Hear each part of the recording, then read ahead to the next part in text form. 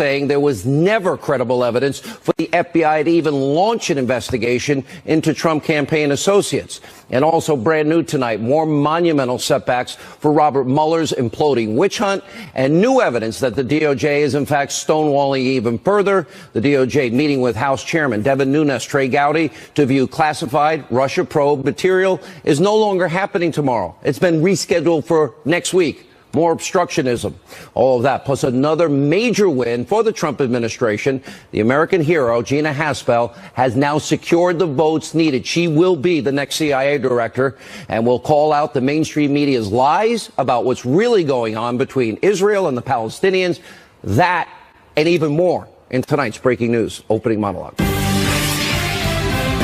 All right, the media of the left, they are going insane tonight over reports that the North Korean dictator, little rocket man, Kim Jong-un, is threatening to pull out of the planned June 12th summit with President Trump over U.S. and South Korean military drills. Now, Kim Jong-un also reportedly canceled pre-planned talks with South Korea.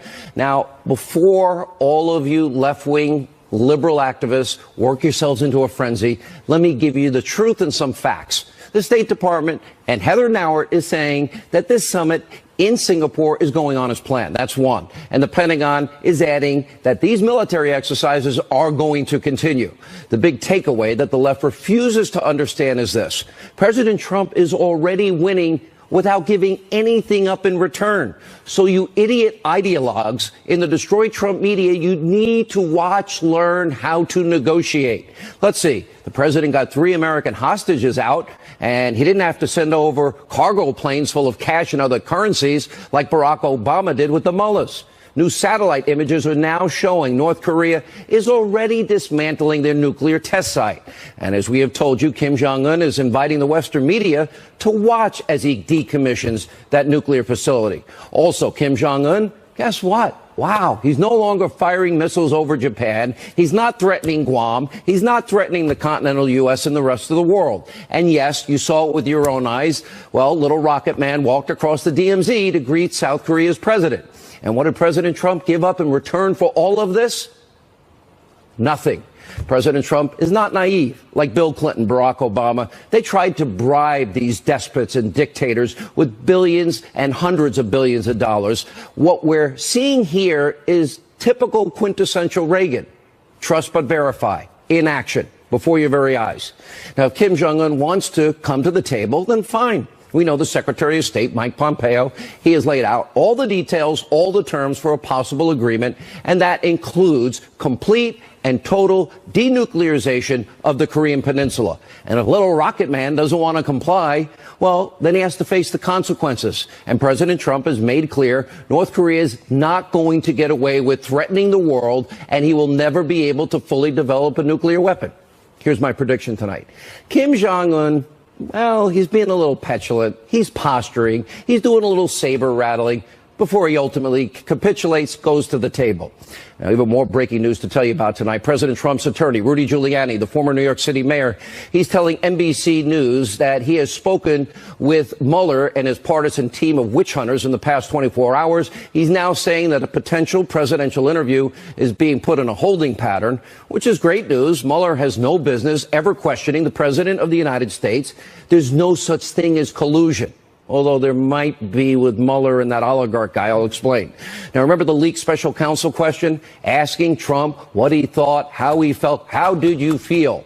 Well, those are ridiculous questions. Mueller's clearly setting in that case a perjury trap. No good lawyer would let the president be interviewed under those conditions. And also tonight, the president, he's continuing to keep his promises to you, the American people. The forgotten men and women that the media never thought would show up in November of 2016. And he's now calling on Congress to do their job. Secure the border. Do it now. Take a look. The first duty of government is to protect our citizens, and the men and women of DHS are on the front lines of this incredible, heroic fight. That is why we are calling on Congress to secure our borders, support our border agents, stop sanctuary cities, and shut down policies that release violent criminals back into our communities. We don't want it any longer. No, we don't. We need to protect the American people. Now, President Trump, he has already accumulated an amazing record of accomplishments for every Republican, if they're smart, that they can run on in November. And this would just be another key victory. Look at the economy, record low levels of unemployment, optimism at 11-year high. The president's poll numbers, the highest he's had in his presidency. And there's their promises that are kept on the Iranian deal, on the embassy in Jerusalem, on tax cuts, on killing the Obamacare individual mandate. And there are positive results all over the place. And by the way, it hasn't even been 2 years. Also tonight, this is major. The Russia collusion hoax is unraveling, as we predicted, right before our eyes. The House Intelligence Committee Chairman Devin Nunes, he is offering up new proof that the entire thing has always been a witch hunt. Chairman Nunes is now saying that there was never any credible evidence for the FBI to begin probing the Trump campaign. Now we know there was a spy, supposedly, on top of the FISA abuse. He never had any right to do this in the first place. Take a look. We have yet to see any credible evidence or intelligence that led to the opening of this investigation. I believe they never should have opened a counterintelligence investigation into a political party. Counterintelligence investigations are very rarely do they happen, and when they do happen, you have to be very careful because you're using the tools of our intelligence services and relationships with other countries in order to spy on a political campaign. Probably not a good idea. The powerful tools of intelligence used to spy on an opposition party candidate, and those powerful tools used against Americans, no, that can't happen here.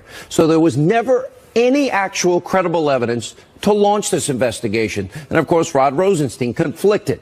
This is a stunning statement by Devin Nunes. And that's on top of course, the FBI, the DOJ, lying, misleading FISA judges multiple times in order to get a FISA warrant to spy on a Trump campaign associate in the weeks leading up to an election. And for an entire year, 4 judges lied to. They never were told the truth. They never told it was a bought and paid for Clinton dossier that was not verified, not corroborated. And now there's a new dynamic to this massive scandal. Now the possibility of an FBI mole that was inside the Trump campaign. Now Chairman Nunes is now investigating this huge development. Take a look. You had Fusion GPS that was hired by the Democratic Party and the Clinton campaign to draw up a dossier on the president, or as the president was running for president. What happened with that is that in his testimony, he mentioned that there was a source within the campaign. Glenn Simpson, who runs Fusion GPS. Glenn Simpson said that in public, what was closed testimony, then it became public. Now he's confirmed that he was telling Congress the truth, which is probably a good idea. We believe he was telling the truth. And what we're trying to do is get the documents to figure out, did they actually have, what methods were used to open this counterintelligence investigation. That is an amazing statement. We have been saying that this scandal is the biggest abuse of power scandal and corruption scandal in American history, and that we have been uncovering this and peeling back the onion. This is only the beginning. You got to sit tight and buckle up, because everything that the media, the Democrats, have been telling you for well over a year is now getting flipped on its head, and all of it, as we told you at the beginning of this year, is boomeranging back on them. Now, while the real Russia scandal is expanding, Robert Mueller's witch hunt is crumbling. Now, it's reaching embarrassing levels. Let's run through some of the recent headlines. At Mueller's probe's first trial, expect more blunt lectures from the bench. Now, that judge, T.S. Ellis III, already smacked down in epic fashion Mueller's team, calling them out for trying to flip Paul Manafort on an effort unrelated. It had to do with the Ukraine and tax fraud from 2005. What does that have to do with Trump-Russia collusion? The Washington Times, indicted firm, Mueller trying to justify his own existence and indict a Russian, any Russian. These court transcripts reportedly show Robert Mueller indicted a Russian company. It didn't exist at the time, they said. Now, this is now showing that Mueller's original indictment was nothing more than an illusion to make it seem like there was some sort of Russia collusion. Mueller never anticipated that the Russians were going to call his bluff. This is a huge embarrassment for him. And now the special counsel, they look foolish because his team was never prepared, as Andy McCarthy said. It was all for show. Byron York out with this piece. 1 year down and it's still Mueller time. And he writes that Russia probe has now been going on for almost 3 years, and there is not one indication what this entire investigation is really about. Now, here's what we do know. After all of this time, there is zero evidence of Trump-Russia collusion. It's been a witch hunt, it is a witch hunt, and it is a total sham. And for the sake of the country, it needs to end. And then we have key updates to John Solomon's explosive report that we brought you last night about the FBI Director Mueller actually working with the Russian billionaire Oleg Deripaska is his name, now part of the investigation. He was working with him. Now, there's absolutely nothing wrong. I'm going to defend Robert Mueller on this. He and other FBI agents, they were trying to free a former FBI retiree, a CIA operative. His name is Robert Levinson from Iran. He was being held hostage. Now, I'm happy that he was working with the Russian billionaire, the oligarch, that he somehow convinced the oligarch to give him $25 million to help save an American being held hostage. I have no problem with that at all. The government should do everything possible in that situation. I'll give Mueller credit. It was the right thing to do. Here's the issue. It's just a massive conflict of interest. And that's what we're calling Mueller's Russian collusion here. You know what? If you're going to talk about a guy in a Manafort case that you worked with, that you secured $25 million from, I think you need to reveal something like that. Now, John Solomon reporting tonight that Russian oligarch is one of the first people the FBI actually interviewed when they began investigating the Clinton bought and paid for dossier.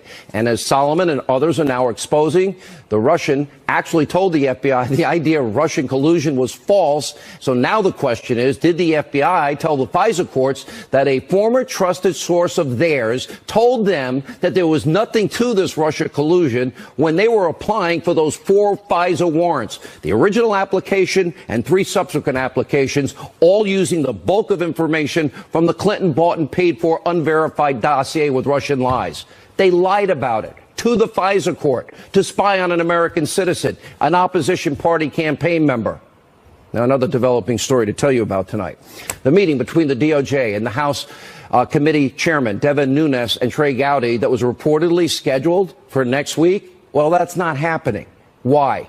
Now, Nunes and Gowdy were again supposed to see the 1.2 million classified documents and information that they have been requesting about the Russia investigation. At this hour, it's unclear why this meeting is no longer happening, but what is clear is that Rod Rosenstein, the Department of Justice, they have been stonewalling Congress every single step of the way. And the DOJ is also trying to sabotage the work that people like Nunes, Goodlatte, Gowdy are doing with anonymous leaks. They want to slow roll this until the midterms, hoping Nancy Pelosi and the Democrats take over the House, so then they won't reveal any of this. Now, also tonight, Fox News is learning that Congress has received information from the DOJ that it requested regarding Comey's buddy. Remember that professor over at Columbia University, now his attorney, Daniel Richman. Remember, he was he had special government employee status. Former Obama deep state DOJ official Sally Yates, interestingly, she's going after the president, claiming that he's, quote, tearing down the legitimacy of the DOJ. Sally, you're probably watching. But you and the rest of your deep state cronies, you have already done enough damage. And the sad part is rank and file, FBI, CIA, intelligence, their reputations are smeared because of deep state operatives at the upper echelon and the misdeeds that they did in all of this that we have now proven on this show. And maybe, Sally, you're forgetting you were emailing with Mueller's pit bull, Andrew Weissman. And Yates is also one of the corrupt officials that signed off on at least one of the FISA warrants that was unverified, uncorroborated. So congratulations, Sally. You've done enough damage to the DOJ, more than any president ever could. And one more thing tonight. Trump-hating former CIA director John Brennan is being called out by 2 of his former colleagues over his public statements about the Clinton bought and paid for dossier. Paul Sperry reporting that 2 former top officials are actually contradicting Brennan's claim that the dossier did not play a role in the intelligence community's assessment of Russian election meddling. Now, Sperry is pointing out that former NSA Director Mike Rogers told Congress the dossier did, in fact, play a role in the intel assessment. And former Director of National Intelligence James Clapper admitted something similar to CNN. And we know Clapper and Brennan have both lied. So it looks like Brennan, once again, is caught lying.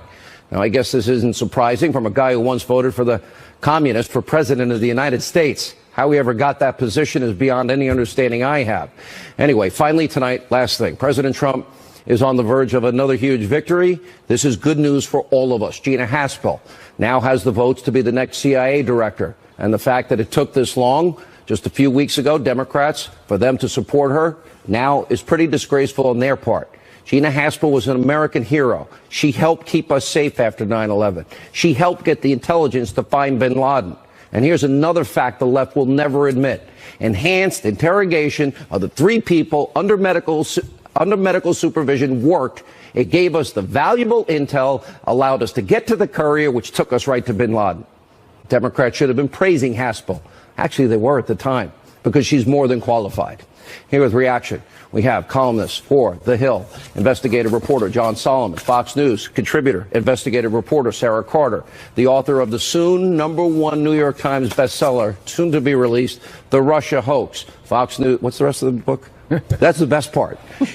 The illicit scheme to clear Hillary Clinton and frame Donald Trump. It was a hoax brought to you by James Comey and his pal Robert Mueller, who continues to run with it. And it's becoming more clear every day. Yeah, every day new facts emerge. There was never any evidence for a criminal investigation of Trump. There was never any intelligence for a counterintelligence investigation. Nunes was so Trump. clear on that. The facts were invented and exaggerated. The law was perverted and ignored. And now the Department of Justice and the FBI are trying to cover it up by refusing to give over documents to Congress. You know, John Solomon, let me go back to this Russian oligarch story, and I may surprise people.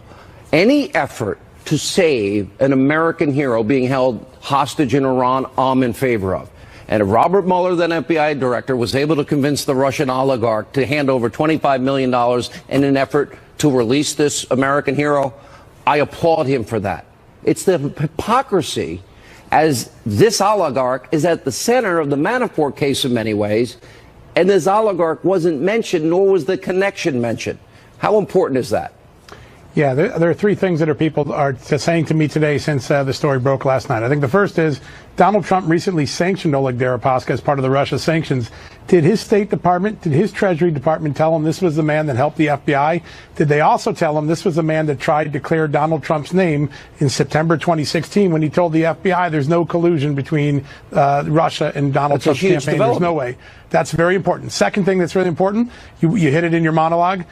Did they tell the FISA court that they had a trusted Russian source that was waving them off collusion before they went and got the search warrants? Here's the third and most interesting thing that intelligence people told me tonight, Sean. If Deripaska had this interaction with the FBI, it is almost 100% certain he called Russia when he got back home and said, hey, the FBI thinks you're colluding. That would give Russian intelligence a chance to have fun with John Brennan's CIA and try to feed them misinformation. And that is something that a couple of members of Congress told me today they're looking at. Did Deripaska actually tip off the Russians enough so that they could feed the U.S. intelligence a false narrative and create doubt in our country? Those are 3 pretty powerful changes. We know they sowed discord, but we also know that no votes were changed. And we've had a couple of reports confirming that. Sarah, I want you to weigh in on that and, more importantly, update us if you can.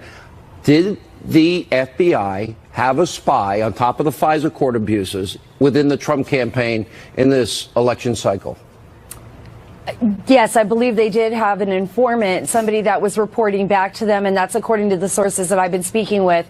And this informant was somebody that was very well known to the CIA and to the FBI. Would I recognize the initials?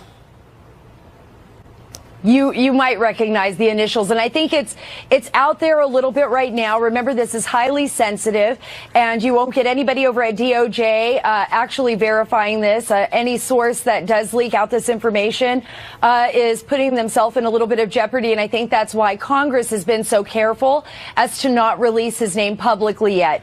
This is why Chairman Nunes and others like Trey Gowdy are fighting so hard to get all the information out, Sean. Why did we have this delay? Why, if they were supposed to, they had an agreement. What happened? Well, they had an agreement, but the agreement that they had has been broken over and over again, and this is what we know. You just got to go back to the beginning, Sean, and Chairman Nunes brought this up, and it's very important. They opened a counterintelligence investigation, the special counsel, and remember, it was Comey, and Rod Rosenstein was the one that wrote the letter to President Trump asking for Comey to be fired, and then he appoints a special counsel to investigate why Comey was fired by President Trump. A pattern here that I see is a constant pattern of being set up. Yes, we constantly keep seeing setups, right? So if we want to go to why, they want to know who this source is. That's the reason why. And I can tell you a little bit. It has to do with London. It has to do with George Papadopoulos, although he is not. And I repeat again, he was not the mole. But it does have to do with him. And so this is the reason why we need all of these answers. Let's talk about the legality. One of the great myths was that, perpetuated by the New York Times, was that Papadopoulos' bar conversation with an Australian diplomat is what triggered... Four-way hearsay. Yeah, is what triggered the Trump-Russia collusion investigation by the FBI. No. The first in the sequence of events was the FBI meeting face-to-face in London with Christopher Steele, the author of this fictitious fabricated dossier. They never told the courts they fired him. They never told that, No, Greg. Of course, they deceived the courts, and they concealed evidence of that and other things. We'll give the last word tonight to John Solomon. By the way, we welcome you back. We've been missing in action, Mr. Solomon. We welcome you back to the show. Thank you. Yeah, I think Greg has it on the money. The timeline undercuts the entire narrative that we were fed during the campaign and right after the campaign. George Papadopoulos was after they had already talked to Christopher Steele. He's got it right. You guys have been right from the beginning. It was March 7th, 2017 that you guys broke the Pfizer story, and we have now, everything's been proven true and more than we ever thought. Thank you. Great work. I can't wait for the book. When we come back, a live report. North Korea threatening to cancel their summit with the president. I have a mini monologue coming up, and Joe Concha, Dan Bongino, and so much more. Stay with us. Kim Jong-un, little rocket man, threatening to cancel his upcoming summit with President Trump, scheduled to take place next month in Singapore. I think it's from the White House. Fox News correspondent Kristen Fisher is with us tonight. The president already got a lot of concessions, and I have a funny feeling he'll be there. Well, see, Sean, this is really a big shift in tone from the North Koreans. Just 5 days ago, President Trump was thanking North Korean leader Kim Jong-un for releasing those 3 Americans ahead of next month's big summit. And now the North Koreans are threatening to cancel that summit because of joint ongoing military drills between the U.S. and the South Koreans. Now, these kinds of drills are very common. The State Department says that the North Koreans were well aware of and seemingly fine with these drills, so they're not really sure what's changed. We have not heard anything from that government or the government of South Korea to indicate that we would not continue conducting these exercises or that we would not continue planning for our meeting between President Trump and Kim Jong-un next month. Now, all the U.S. has to go off of is this statement from North Korea's news agency, which questions, quote, the fate of the planned North Korea-U.S. summit in light of this provocative military ruckus. That's what they're calling these ongoing joint military drills. So in response, all the White House has said is that it is aware of that report, while the State Department says that it is continuing to go ahead. It is continuing to prepare and plan for next month's summit in Singapore. Sean, they still have about 4 weeks to work all this out. All right, Kristen, thanks for that report at the White House tonight. Meanwhile, today, the New York Daily News put out an outrageous cover featuring the first daughter, Ivanka Trump. It reads, Daddy's little ghoul, paper slamming Ivanka for being, quote, all smiles at the opening of the new U.S. Embassy in Jerusalem while there were deadly clashes going on in Gaza. And other members of the Trump-hating media also predictably chiming in, offering their displeasure about the U.S. Embassy in Jerusalem, which so many other presidents promised and never delivered. Watch this. Tens of thousands of Palestinians held angry demonstrations yesterday, furious after the U.S. Embassy was moved to Jerusalem. Palestinians have been protesting here against their lack of freedom for weeks. But their fury boiled over on Monday when the U.S. Embassy was officially moved to Jerusalem with President Trump's blessing. Today, there is shock and sorrow and rage at that decision by President Trump to move the embassy to Jerusalem. It feels, for the whole region, like a fateful step. 55 people killed yesterday. 58, and you had a split screen of what looked like a VIP tent at the Belmont Stakes, and they don't care. Seemed totally oblivious to what was going on. When he announced the move to the embassy, I said there will be blood on his hands, not because he pulled the trigger, but because he destabilized the region with not having any clue about what he was doing. You cannot have peace and a peace process without Palestinian involvement. You cannot have it. And so if you choose a side and you say, this is what I'm going to do, you're effectively saying you are not going to work for peace. And maybe they don't really want it. Maybe they don't really want it. All right, time for a Hannity tutorial, because the media seems to have forgotten that those Hamas-inspired protesters that were hurling rocks and firebombs at Israeli soldiers, okay, this is the same Hamas they never report that continues to call for the destruction of Israel. Oh, it's in their charter. They also pay the families of terrorists that literally kill Israelis and inflict pain and suffering on the people of Israel and Americans too. And now they use women and children as shields, and Hamas also receives support as the world's foremost state sponsor of terrorism. They get support from Iran. Here with reaction, NRA TV contributor, former Secret Service agent Dan Bongino, and from the Hill, Joe Concha. Dan, we'll start with you and the whole issue. Hamas charter calls for the destruction of Israel. They were elected by the Palestinians. They elected a terrorist organization supported by terrorist dollars. Yeah, Sean, the media is just a propaganda arm here of Hamas. It's disgusting. It makes me sick. Sean, it's not a demonstration. It's not a protest when you show up with bombs. They were warned to stay away from the border fence. They decided to show up with explosives. You know, listen, for the liberals out there, the things that go boom and kill people, they were warned multiple times. And then when the Israelis engaged to defend the border, by the way, they established, after they gave the land back to Hamas, to the Palestinians, which they promptly used to shoot rockets into Israel, they defended their borders. Good for the Israelis. The media should be ashamed and embarrassed of themselves. I'm surprised Hamas doesn't have a desk in their newsroom. I've been to the Gaza border. I've been where the tunnels where they use Israeli cement and electricity, Joe. I don't know many in the media that have done that. I've been to a town called Sarot, where 10,000 rockets were fired in 10 years and kids can't play outside. They have bunker playgrounds because there's not enough time from the border if a rocket is fired. 10,000 in one city in 10 years. And yet, Sean, the Daily News continues to be, and Ben Shapiro said something similar like this before on this network, the propaganda arm for Hamas. Now, look, I've lived in the New York City area for a few decades, and the New York Daily News has always been seen as a joke to anybody who has any objectivity and a brain.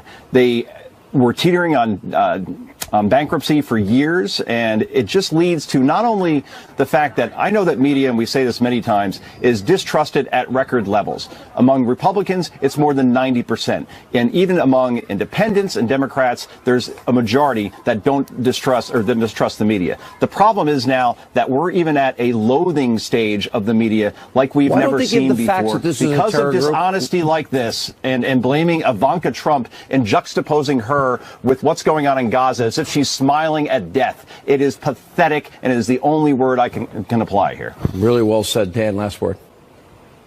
Sean, the Israelis gave the Palestinians Gaza back. They used it to launch rockets into Israel. And now they told them, stay away from the border fence. They showed up with bombs, Sean. They showed up with bombs, and now they're using the media to advance their own narrative. It's disgusting. They're such suckers in the media.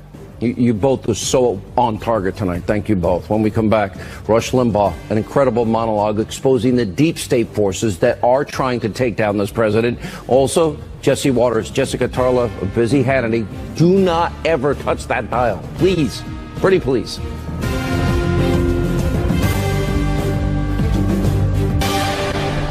This was just circular firing squad, in a sense, circular intel, if you will. They plant, essentially, what they want to be attributed to the Trump administration. They plant it in a peripheral Trump foreign policy advisor. Then they arrange a meeting for him with an Australian ambassador who then hears this news, and we're off to the races. And none of it is real. None of it. And the collusion has fallen apart, and the obstruction. There isn't any obstruction. The president cannot obstruct by doing his constitutional duties. So what we're left with here is look at the lengths to which these people have gone to prevent Trump from winning, and then after that, doing their best to get rid of him. All right, that was Rush on his show, rightly calling out the corruption on the Russia probe and explaining what this is really all about. Thank God people understand it. With reaction, the co-host of The Five. Oh, he actually has two shows, excuse me. And the host of Waters, Waters World, we live in it.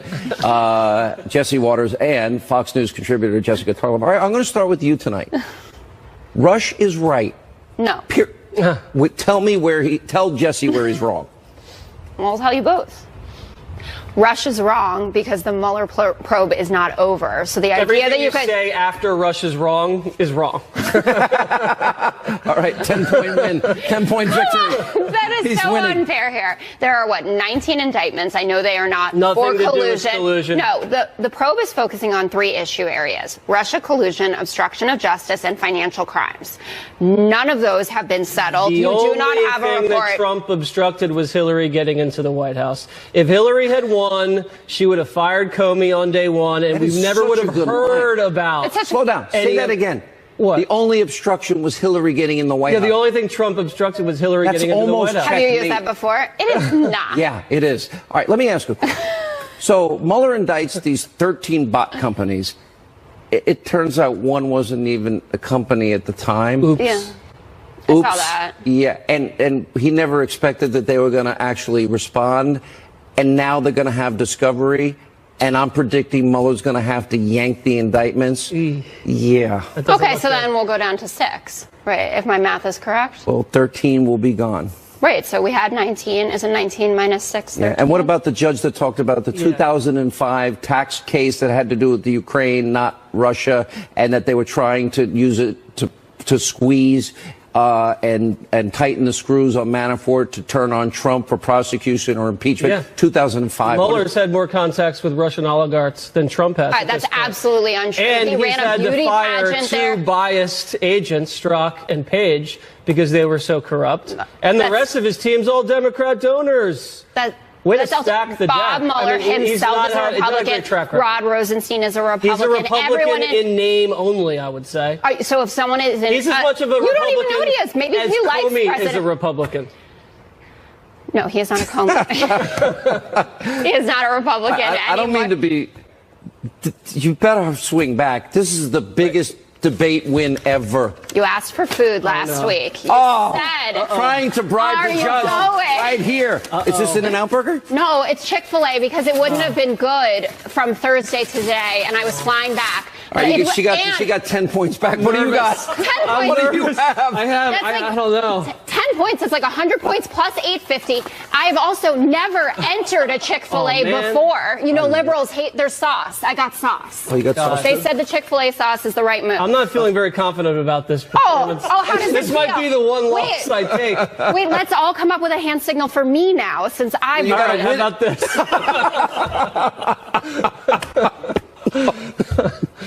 That was the best line ever. Wait, Man, excuse me. He's had after I 3 killer pulled that lines off, on the show. You're Not getting- even this great sandwich can beat that. I went into a Chick-fil-A for the first time for you. And it, good. Was it good? It was good. I had the It's my nuggets. favorite. They were delicious. Oh, see? You know what? Thank Let her you, win. James. She brought you a sandwich. Let her win. Okay. Give it to her. I said this that is wasn't not fair. Wait a minute. We don't give participation trophies, and you can't bribe You the give- judges. Okay, I'll take the W then. You give Okay. him conservative points every week. Like, oh, I'm going to Jesse say loves this Trump, so Jesse wins. as a person, it's Jessica's world. But in terms of the debate, it's Jesse's, and you live in it. I had like 3 minutes. No, you I got to do wasted it. No, my thing at least. You can't do that to yourself. Whatever. Oh, you got to. Can we go back to the probe? Because I got more to say about Russia. Do you really want to? Do we have time? Yeah, Do you really need no, to? it's No, I got to go. Sure you want to? It's over? It's Eat over. your Perfect sandwich. timing. I'm going to eat my sandwich. Thank you, by the way. You're very welcome. All right, coming up. Well, more on North Korea's threat to cancel its summit with President Trump. Spit, spit, spit. Brett Baer's next. A special report.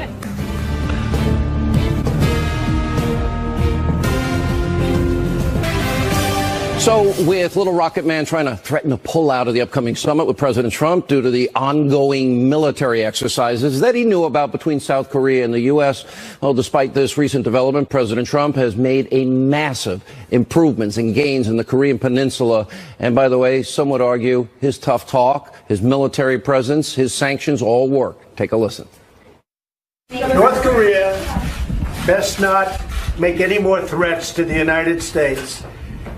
They will be met with fire and fury like the world has never seen.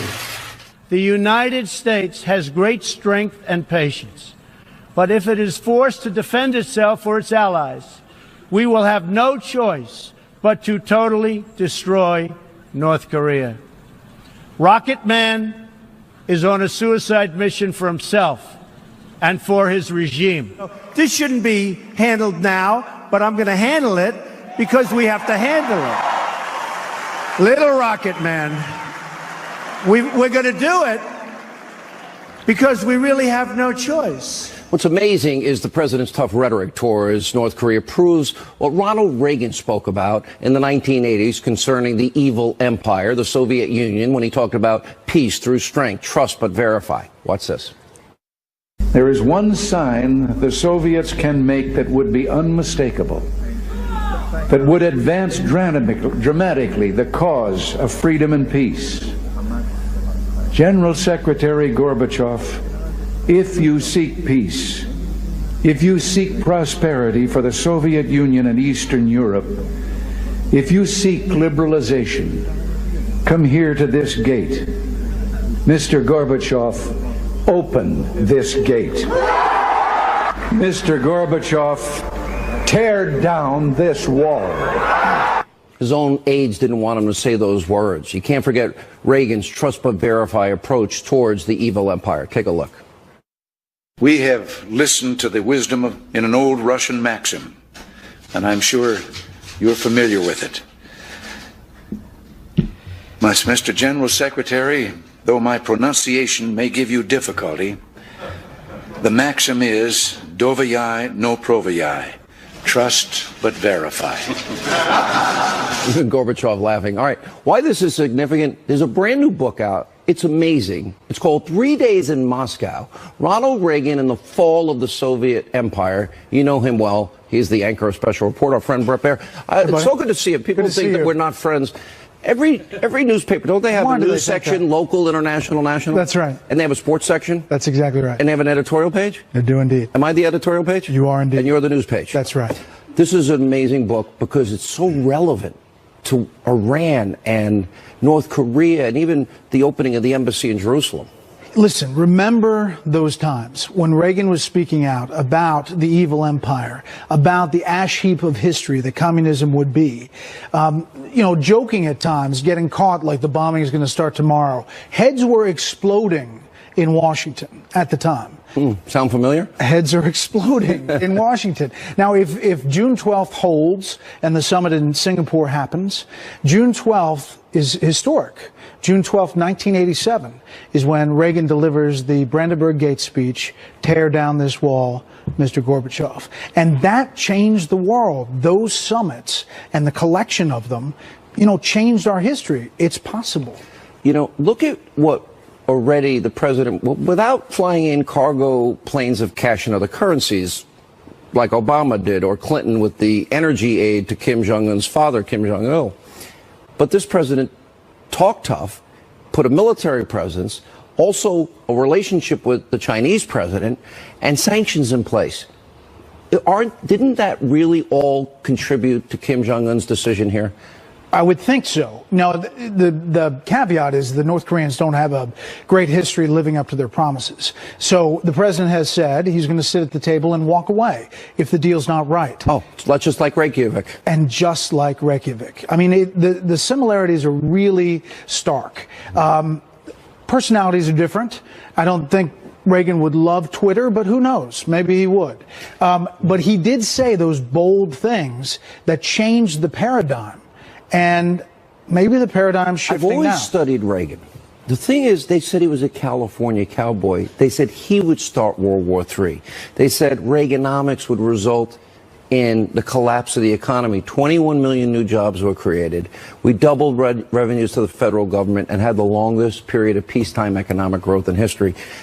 Do you see the similarities? I know I'm dragging you a little into opinion. Do you see similarities? I do, and I say it in the book. The last word of this book, I draw... I didn't get to that page yet. I'm only halfway through. You're getting there. Yeah. But if you look at the words of big speeches of President Trump, the speech in Warsaw, Poland, the speech in Riyadh, the United Nations speech, the State of the Union speech, they have phrases and terminology that you could actually hear Reagan delivering. Now, I'm not saying that President Trump is President Reagan. President Reagan is very President different Trump. personalities, obviously. But they have similar moments and challenges that they're facing. Peace through strength, trust but verify, tax cuts. Now we've had the Trump tax cuts, originalists on the Supreme Court, securing the border. I don't believe that this president is a nationalist populist, as some have said. I believe he is a Reagan conservative. The things that I just mentioned, energy independence, are all things that Reagan believed in. Am I wrong? You're not wrong, and I also think that there's the possibility that this president has the ability to reach out to Democrats and make some deals that Reagan would make with Tip O'Neill and others. All right, the book is fascinating. I'm saying this as not only as a friend, I really have always loved Reagan. It is an amazing read, and it's so relevant, ripped from today's headlines and so many similarities. It's a great book. How much crap do you take for me being opinionated? On a scale of 1 to 10? Yeah, or on a scale of 1 to 10. You know, it's a good 6. Just tell everybody your news, I'm opinion. Every newspaper has a news section, sports section, and a Hannity section. I do. Oh. I do. Great book. Thanks, man. All right, when we come back, incredible footage of a U.S. missile strike that took place and took out a senior al-Qaeda terrorist. Our video of the day comes to us courtesy of our great Department of Defense. Check out the footage of a U.S. military strike from April. It shows a senior al-Qaeda terrorist and his bodyguard getting wiped out before your eyes. Goodbye in Afghanistan. According to the Defense Department, this